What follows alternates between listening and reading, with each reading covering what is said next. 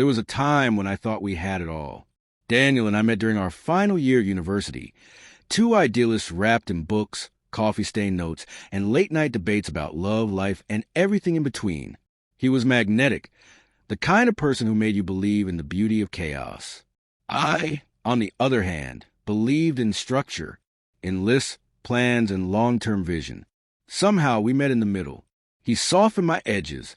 I gave his scattered dreams a home. We got married 3 years after graduation. It wasn't an extravagant affair, just close friends, family, and vows whispered beneath a sky that promised forever. And for a while, it really did feel like forever. Our home was small but warm. We had our rituals, Saturday morning pancakes, reading in bed on Sundays, taking turns cooking dinner, even when life got busy. He'd leave little notes for me on the fridge. I'd surprise him with new books or that obscure whiskey he liked. We weren't perfect, but we were us. But lately, something had shifted. At first, it was subtle. He stopped waiting up for me when I worked late. His hugs became distracted, like his mind was always somewhere else. The notes disappeared. He started staying out longer with friends from work. And our conversations, once deep and nourishing, turned shallow, filled with updates instead of connection. I didn't want to assume the worst. Maybe he was stressed. Maybe it was just a phase. Every relationship goes through ups and downs, right? One evening, we sat together on a balcony, sipping tea in silence. The sunset painted the sky orange and pink, but it felt cold between us. I've been reading a lot about non-traditional relationships, he said suddenly, breaking the silence. I looked at him, surprised. Like what? Like how love shouldn't be possessive. That real love is about freedom, not ownership. I nodded slowly, unsure where this was going. Okay, I get that. But love also means commitment and boundaries. He smiled faintly. Sure, but maybe those boundaries don't have to be so rigid. Maybe we've outgrown the old rules. I didn't know what to say. So I just sipped my tea, hoping the conversation would pass like a cloud. Hoping it was just one of those philosophical tangents he often went on. But it wasn't. That night, lying next to him, I stared at the ceiling long after he'd fallen asleep. A knot had formed in my chest. Not fear exactly, but a deep, quiet unease. Something was coming. I could feel it. A storm gathering just beyond the horizon of our quiet life. I remembered our wedding vows. How he'd said he wanted to grow old with me. That I was his best friend, his home. And I had believed him. I had given him everything, my heart, my time, my trust. But something told me that whatever he was about to ask of me, it would shake the foundation of everything we had built, and I wasn't sure we'd survive it. It wasn't long after that balcony conversation that the real crack appeared. A week had passed. I'd tried to shake off the discomfort, telling myself I was overthinking, that Daniel was just experimenting with ideas. The way he always did. He'd been reading a lot of modern philosophy lately, watching videos about evolving love, and listening to podcasts with titles like Radical Freedom in Relationships. I had convinced myself it was just intellectual curiosity. We all go through phases. But deep down, I knew better. It was a Thursday night when he finally said it, what he'd been dancing around for weeks. We had just finished dinner. I'd made his favorite, spinach and ricotta ravioli, thinking maybe a little comfort food would bring us back together. We sat across from each other in silence, the clinking of cutlery the only sound between us. He looked up suddenly, like the words had been burning a hole in his throat. I need to tell you something, he said. My fork froze midway in my mouth. I waited. He leaned back in his chair, eyes scanning the room like he didn't want to meet mine. I've been thinking about what we talked about the other night, about love and freedom. I nodded slowly, placing my fork down. Okay, I think we should consider opening our marriage. The words hung in the air like smoke. Heavy, toxic, slow to dissipate. At first, I didn't respond. My brain stalled. I wasn't sure I'd heard him correctly. You think we should what? I asked, my voice quieter than I expected. Open a marriage, he repeated, a little too calmly. It doesn't have to change anything between us. It's just a chance to explore other connections. You know, Emotionally, maybe physically, but still come home to each other. Still be us. I stared at him, trying to reconcile the man in front of me with the one who once wrote me poetry on napkins and cried at our wedding. Is there someone already? I asked, barely able to get the words out. He shook his head too quickly. No, I mean, I've met people, but nothing's happened. I just feel like I'm missing something. And I don't want to hurt you, but I also don't want to live a lie. This doesn't mean I don't love you. I laughed, a short, sharp sound. You don't want to live a lie, so you want to sleep with other people while still being married to me? His expression tightened. It's not about sex. It's about emotional truth. About not pretending that one person can be everything for someone forever. I stood up, chair scraping against the tile. My hands were shaking. I was everything for you. I said louder now. Or did I imagine the last 7 years? He sighed and looked away. You're making this emotional. Of course I'm emotional, Daniel. You just told me you want to turn our marriage into some kind of social experiment. He stood up too, arms raised in frustration. I'm not cheating on you. I'm being honest. That's supposed to matter, isn't it? Honesty. Funny how people hide behind that word when what they really mean is selfishness. I walked out of the room, not because I didn't have more to say, but because I was afraid of what I might say next, afraid of how broken I was starting to feel. Later that night, he knocked gently on the bedroom door. I didn't answer. I lay in bed staring at the ceiling, like I had that night on the balcony. Only now, the unease wasn't quiet. It was a scream in my chest. I thought about all the times I had chosen him. Over jobs, over friends, over my own doubts. I had made space for his dreams. I had stood by him through layoffs, panic attacks, grief. I had loved him when he didn't love himself. And now he wanted more, as if I had somehow failed to be enough. That was the first fracture, the moment the illusion shattered. From the outside, we still looked like the same couple. 2 toothbrushes in the bathroom, matching mugs. His hoodie still draped over the arm of the couch. But inside, something vital had broken, something sacred. And once that breaks, it's only a matter of time before everything else follows. A few days passed, and the air between us felt hollow. We moved around the house like polite strangers. He still brought me coffee in the morning, but the cup always landed with a quiet thud beside my laptop. No kiss, no love you, just coffee, as if routine could mask the crack he had opened. I hadn't answered him. Not really. I'd stormed out, slammed doors, cried into pillows, and avoided the topic like it was a dangerous ledge I might fall from if I stood too close. But the silence was starting to rot between us. It wasn't sustainable. So when he texted me one afternoon, "Can we talk properly tonight?" I knew the real conversation was coming. I spent that day rehearsing in my head what I'd say, what he might say, how I'd stay calm, no matter what. I went on a long walk, sat in the park, and tried to imagine the life he was suggesting. An open marriage, emotional connections with strangers, physical intimacy with others, and then returning to me, expecting love to hold steady while loyalty drifted. Could I do that? Could I love him with that much freedom? When I returned home, the house smelled like burnt garlic. He'd attempted to cook, something he only did when he was nervous. There were 2 plates of slightly charred stir-fry waiting on the table. He looked up as I entered, uncertain. "Thanks," I said softly, sitting down. "Let's talk." He nodded and sat across from me.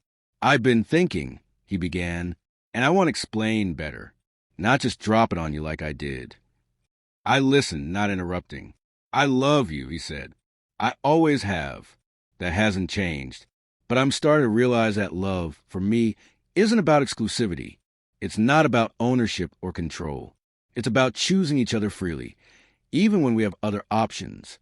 He paused, watching my face. I said nothing. I'm not saying I want to go sleep with random people. That's not what this is. I'm talking about the possibility of connecting with others, honestly, openly, without secrecy, without guilt. I think it could even make us stronger. Stronger? I repeated, my voice hollow. He leaned in slightly. Yes, we could talk about it, set boundaries, share everything. We'd be open emotionally, not just physically. It would take trust to a new level. I stared at him. He looked hopeful, like he was offering me a gift. I don't think you understand what you're asking, I said finally. I do, he insisted. I know it's not easy, but I've read so many stories about couples who've tried this and come out even closer. It's not betrayal. It's evolution. I took a deep breath, my eyes stinging. So what am I to you in this evolution? A base camp while you go off climbing other mountains? His face tightened. That's not fair. Isn't it? I asked, because from where I'm standing, it feels like you're asking me to be okay with being less. No, he said quickly. I'm asking you to be more, to grow with me, to trust me, to let you fall in love with other people while still calling me your wife. He hesitated. Not fall in love. Just connect. I shook my head slowly. Daniel, marriage isn't a cage. It's a choice. Every single day, we choose each other. That's what makes it beautiful. Not restriction, intention. He looked down at his plate. I thought you, of all people, would understand. You've always believed in growth, in change. I still do, I whispered, but not at the cost of self-respect. Silence. The kind that hums between people who suddenly realize they're not on the same path anymore. I stood up and walked to the window. It was raining now, soft and steady. The kind of rain that doesn't scream, but seeps into everything. I gave you all of me. I said quietly, my back to him, not because I wanted to own you, but because I trusted you'd do the same. I'm not trying to hurt you, he said behind me. But you are, I replied. Because you're asking me to swallow pain and call it progress, to silence my instincts and call it growth, to watch you love other people and pretend it doesn't break something sacred inside me. He didn't respond. I turned back toward him. You say love shouldn't be possessive. Fine, but I say marriage shouldn't be a joke. His eyes widened slightly. I think that was the moment he realized I wasn't going to agree, that I wasn't the cool, open-minded wife he hoped I might transform into. I can't do this, I said. If that's what you need, I won't stop you, but I won't be part of it either. He opened his mouth, maybe to argue, but nothing came out.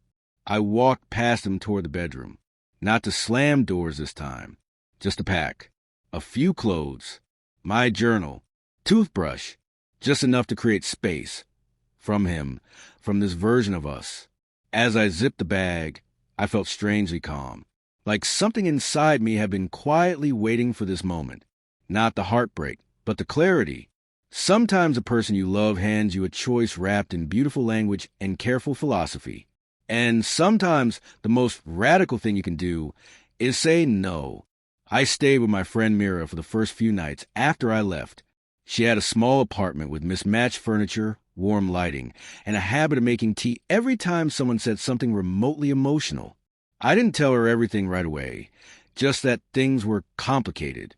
But Mira had known me for years, and she could read me better than most. Complicated, she repeated as she handed me a mug. That's usually code for he said or did something stupid, and you're trying not to fall apart. I gave a half-hearted laugh. Pretty much. It wasn't until the third night that I told her the full story. How Daniel wanted to open our marriage. How he claimed it was about honesty and emotional growth. I told her about the calm, measured way he had said it. Like he'd read a blog post and thought, this is the future of love. Like I'd be crazy not to want in. Mira didn't interrupt. She just listened, her hands wrapped around her tea like they were holding my heart too. When I finished, she exhaled sharply. Wow, he really tried to intellectualize his way out of commitment. Exactly. I said, grateful someone finally put into words. Like if he uses enough therapy speak, I'm supposed to feel empowered while he dates other people. I paused, my throat tight. I think what hurts the most is that he knew how I felt about loyalty, about marriage, and he still asked me to compromise it for him. Mira reached over and placed her hand on mine. That's not compromise. That's erasure. I nodded, tears prickling at the corner of my eyes. I hadn't cried much since I left, but I could feel it rising now, not from sadness, but from the slow realization of how much I had been bending, shrinking, trying to make sense of something that made no sense at all. In the days that followed, I started to rebuild myself piece by piece. I went for long walks. I journaled like my life depended on it. I picked up my old hobby of sketching, something I had stopped doing early in our marriage because Daniel said it took too much time away from real conversations. Funny how I thought that was reasonable back then. I also started seeing a therapist. It wasn't about fixing anything. It was about sorting through the quiet chaos in my head. The grief, the self-doubt, the anger, the betrayal that didn't come from infidelity, but from the way he made me feel like the outdated one, the rigid one, the one who was somehow lacking, because I still believed in one person being enough. One afternoon, during a session, my therapist asked, "If your best friend came to you and told you the exact story you just told me, what would you say to her?" I paused. The answer came quickly. I'd tell her to leave. "Why?" she asked gently. "Because she deserves someone who chooses her. Fully, not someone who wants her and a safety net of options. Because love, real love, isn't afraid to stay." I swallowed hard. And just like that, something inside me shifted. About 2 weeks after I left, Daniel messaged me. "I miss you. Can we talk?" I stared at the message for a while. My stomach clenched, not from longing, but from the familiar ache of maybe he's changed. But I'd learned enough in those 2 weeks to know that missing someone isn't the same as realizing what you've done wrong. Still, I agreed to meet. We sat at a quiet cafe, the same one we used to go to when we were dating. It felt different now. Smaller, like the space between us had grown too wide to fill with anything but truth. He looked tired. Not broken, but definitely not at ease. I wondered if he had expected me to show up teary-eyed, desperate to come back. I wasn't. "I'm sorry," he said, as soon as we sat down. "For what?" I asked softly. "For how I handled everything. I didn't mean to hurt you. I just thought we could grow together. I thought you might want the same thing." I nodded slowly. "I know you didn't mean to hurt me, but you did." He looked down. I thought I was being honest. "You were," I said, "but honesty without empathy isn't noble. It's just self-serving." That landed. He blinked, taken aback. I spent weeks thinking maybe I was the problem. I continued. Maybe I was too traditional, too close-off. Maybe I just didn't get it. But I do get it. I get that you wanted something I couldn't give you. Not because I'm incapable, but because I have different values. He leaned forward. "But doesn't love evolve? Shouldn't we evolve with it?" "Yes," I said, "love evolves. But not at the expense of safety, of trust, of emotional consent. You didn't evolve, you pivoted, and expected me to follow without question." We sat in silence for a moment. "I didn't think it would break us," he said, almost whispering. "But it did," I replied, "and maybe it needed to, because now I can see clearly." He looked up at me. "See what?" "That I've been holding on to a version of us that doesn't exist anymore." That night, I walked home alone. I felt lighter, not because I had closed a chapter, but because I had understood it. Daniel wasn't evil. He wasn't a villain in my story. He was just a man who wanted a different kind of love. And I was a woman who had the courage to say no when it didn't align with who she was. The turning point wasn't the moment he made his proposal. It wasn't even the moment I walked out. The real turning point was this. The moment I realized that love, real love, isn't a test of how much pain you can endure for someone else's growth. It's a balance of giving and receiving, of choosing and being chosen, every day, freely, fully. And if someone wants to love you conditionally, with one foot always out the door, that isn't love. That's convenience. And I am not a convenience. The days after my meeting with Daniel were strangely quiet. No more long, drawn-out text messages. No emotional calls. No begging, no ultimatums. Just silence. And in that silence, I heard myself again. There were no dramatic breakdowns, no grand gestures from him at my door. In the movies, someone always comes running at the last moment. yelling about how they can't live without you. But in real life, people who let you go rarely come back with the right reasons.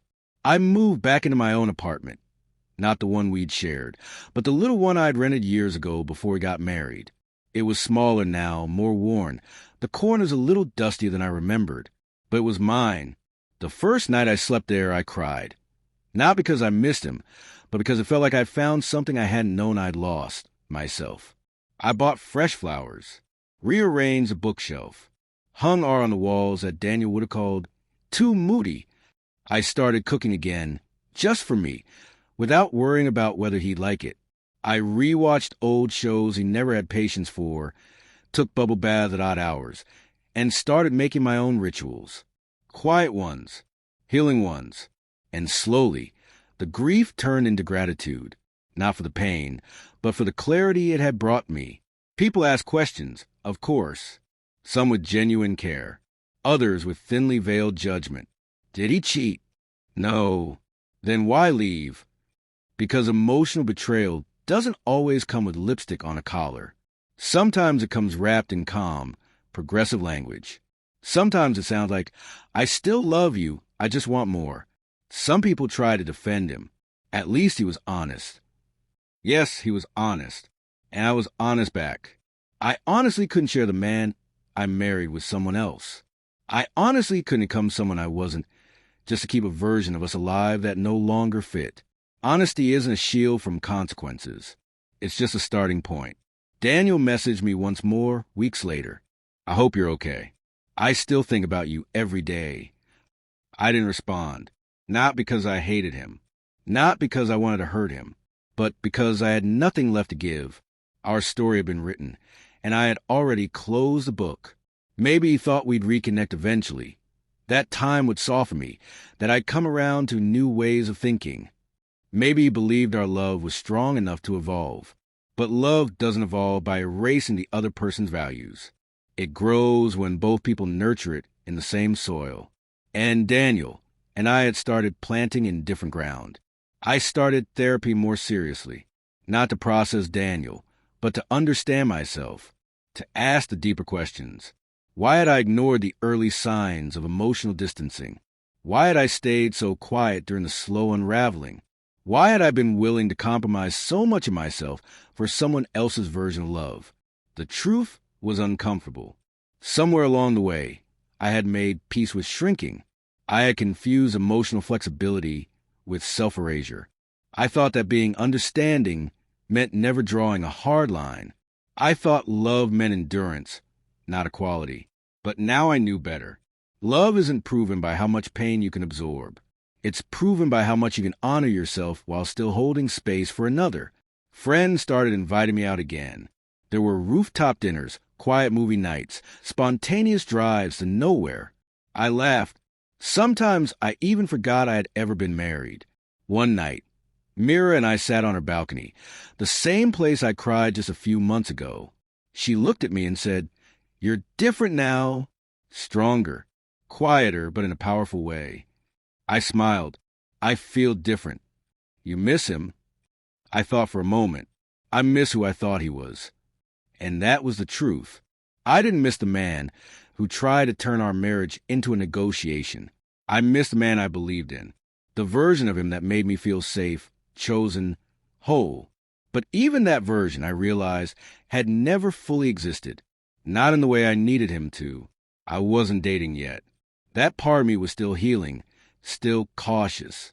But I no longer felt like something was missing. I didn't need to fill the empty space with someone new. I was learning to live in that space, decorate it, make it sacred. I was no longer waiting to be chosen. I had already chosen myself. And that made all the difference. The aftermath of heartbreak isn't always fire and fury. Sometimes it's quiet mornings with sunlight spilling onto your kitchen floor.